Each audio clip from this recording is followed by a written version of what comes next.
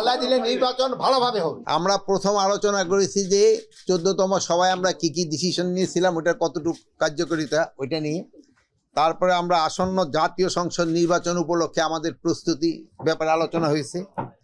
সারা দেশের আইন শৃঙ্খলা পরিস্থিতি ব্যাপারে আলোচনা হয়েছে।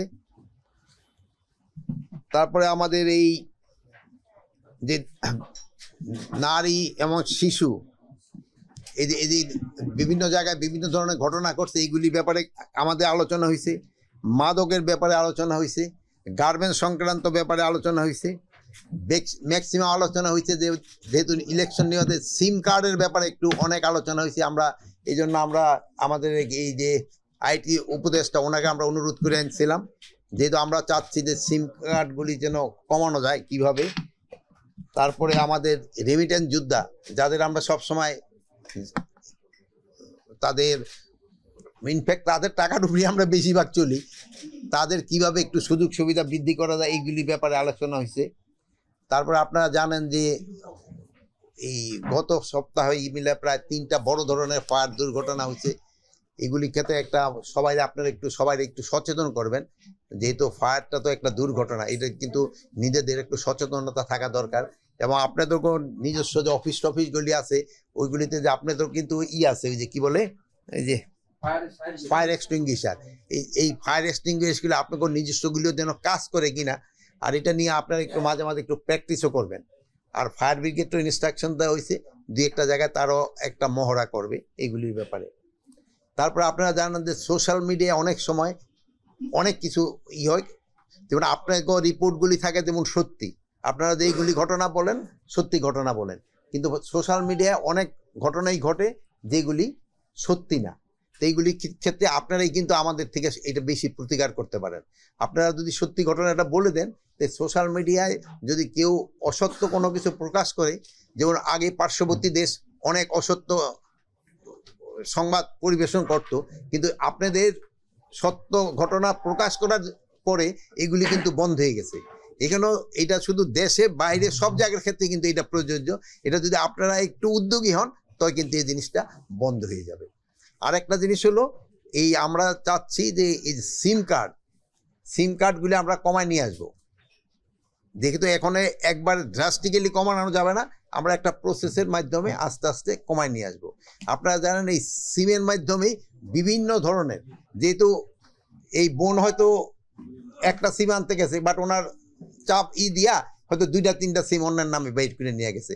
এখন হয় কি যে সময় কোনো একটা ঘটনা ঘটলো, দেখা যায় উনি এই সিমটার মালিক না, বাট ওনার সিল দিয়ে গেছে, ঘটনা ঘটায় ওনার এসে যাচ্ছে ওনার নামে।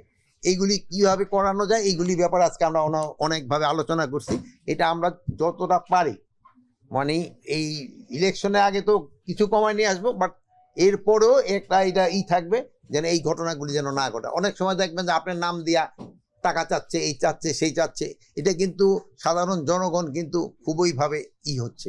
কিন্তু আমরা এটা কিভাবে পুরোটা সমাধান করা যায় এই ব্যাপারে আলোচনা হয়েছে। এটা 10টা থেকে আমরা আস্তে আস্তে এটা কমায় নিয়ে আসবো।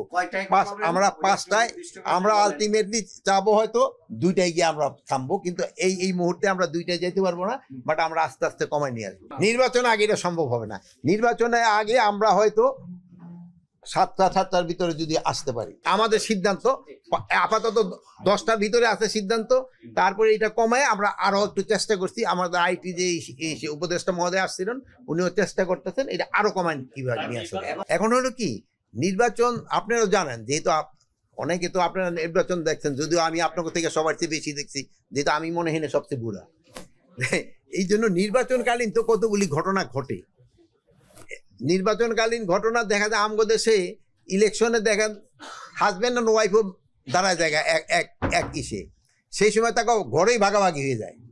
তো এইরকম ছোটোখাটো ঘটনা ঘটতে থাকবে যে একেবারে যে আমরা সব পুরো এলিমিনেট করে দিতে তার না। আপনারা দেখছেন না আগে চেয়ারম্যান ইলেকশনে হাজব্যান্ডও দাঁড়াইছে, ওয়াইফও দাঁড়াইছে, আবার দেখা যায় যে ছেলে দাঁড়া যায়, বাপও দাঁড়া যায়। তো এইরকম তো অনেক সমস্যা হয়। তো বাট এইগুলি আমার মনে হয় পলিটিক্যাল পার্টি তারা তাদের প্রবলেমগুলি সমাধান করবে, এবং তারা যদি পলিটিক্যাল পার্টি তারা যদি নিজস্ব সমাধান করে ফেলায় এবং জনগণ যদি সচেতন থাকে তবে নির্বাচন আলাদা দিলে ভালোভাবে। রাউজান এবং রামু এই 2টা জায়গার নাম রাঙ্গুনিয়া, এই এলাকাগুলি একটুখানি আপনারা জানেন এই রামজান রামু এগুলি হলো হাফ হিল হাফ প্লেন। এটা অন্যান্য পুরা হিলও না আবার পুরা প্লেনও না। এই এলাকাগুলি আগে থেকে একটু কিন্তু গন্ডগোলের একটু এলাকা, তো এইটার আগের থেকে কিন্তু একটু কমে আসছে। তারপরও কিন্তু এই ঘটনাটা ঘটছে, আমি তো অস্বীকার করবো না, বাট এই ঘটনা যেন কমায় আনা যায় এই জন্য আমাদের চেষ্টা। এইটার ক্ষেত্রে আপনার সাধারণ পাবলিক আপনারা সচেতন করতে হবে। এটা যে ভাই ভাই আমাদের দেশে কি হয় দেখবেন আপনারা, প্রথম একটা গ্রামে গ্রামে অনেক সময় গন্ডগোল লাগে, একটা ফুটবল খেলালে এই গ্রাম ওই গ্রাম লেগে গেল। আবার দেখবেন সম্পত্তি লিয়া চাস্তো ভাই ভিতরে গন্ডগোল লেগে যায়। অনেক সময় আবার দেখুন বাপের সম্পত্তি চলে আসে, দেখবেন ভাইকে ভাইয়ের মধ্যে গন্ডগোল লেগে যায়। এইগুলির জন্য সবারই কিন্তু এখন এটা তো শেষ করি নেই এই গন্ডগোল, মানে এই গন্ডগোলগুলি তো খালি আইন শৃঙ্খলা বাহিনীর পক্ষে তো একা সম্ভব না, এটা সবারই সহযোগিতা দরকার। এই জন্য আজকে দেখেন ওই বাপে থাকা অবস্থায় আগে দিয়ে উইল করে দিয়ে দিত, এখন দেখেন না কিছুদিন আগে দেখলাম যে ওই সম্পত্তির জন্য ছেলে মারে মারে ফেলতেছে। মানে এটা দেখতে কতটা অমানবিক আপনি একটা চিন্তা করেন, কতটা অমানবিক। আমরা কি বলি আল্লাহর পরে আমাদের মায়ের স্থান, কিন্তু তারই মেরে ফেলতেছে আপনার সম্পত্তির জন্য। তো আমাদের যে কতটা অধপতন হয়েছে আমাদের হিসাবে, এই জিনিসগুলি আপনাকে একটু চিন্তা করতে হবে। আমাদের ক্ষেত্রে লেভেল প্লেয়িং ফিল্ড আগেও ছিল, ভবিষ্যতেও থাকবে, সব সময় থাকবে। রাজনীতি দলগুলি আমার এখানে কোনো কেউ আমার এখানে কোনো আপত্তি আসে নাই। এখন এখানে আপনারও কোনো দিন বলতে পারেন নাই যে আমরা যে এই পক্ষপাতিত্বভাবে করছি, কি বলে কারো পোস্টিং করছি। আপনাদের থেকে অনেক সময় অনেক রিকোয়েস্ট আসছে, বাট আমরা তারপরেও ভেরিফাই করে দেখছি।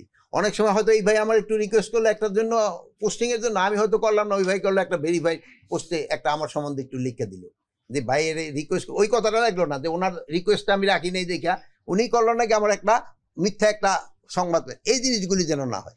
আমরা যদি আমি একটা কথা আপনাকে বলছি, যদি এই রিক্রুটমেন্টের ক্ষেত্রে যদি আমাদের একজনেরও কোনো রকমের সংশ্লিষ্টতা পাওয়া যায় না ফাইন্যান্সিয়ালি, আপনারা বলেন। এই পোস্টিংয়ের ক্ষেত্রে পোস্টিং বাণিজ্য আপনারা বলতেন, একটা রিক্রুটমেন্ট বাণিজ্য, একটা পোস্টিং বাণিজ্যের ক্ষেত্রে আমাদের যদি কোনো রকমের কোনো সমস্যা থাকে আপনারা বলেন, লেখা দেন যে তুমি এই টাকা খাইয়া এইটারে পোস্টিং করছো, আপনারা লেখা দেন। আমরা তো একটা রেডিলি বলতে পারি, আপনারা বলেন যে এই টাকা খাইয়া পোস্টিং করছে। কিন্তু আপনার কাছে একটা অনুরোধ, এই যে আপনাদের কাছে অনেক সময় ইন্সপেক্টর যায় বা যেই যাক না কেন, হয়তো নিচেরা যায়, এর এগোর জন্য গেলে আপনারা রিকোয়েস্ট করেন না, বলে ভাই তোমার যেটা আছে তোমার কর্তৃপক্ষ এটা নেবে। অনেক সময় দেখবেন যে এরা ওই বিভিন্ন জায়গায় ঘুরতে থাকে পোস্টিংয়ের জন্য। এই বাণিজ্যটা আপনারা যদি একটুখানি, আপনাদের কাছে আমার অনুরোধ, এটা যদি আপনারা বন্ধ করতে পারেন, আমাদের লেভেল প্লেইং লেভেলের উপর দা লেভেল করে দিতে পারবে।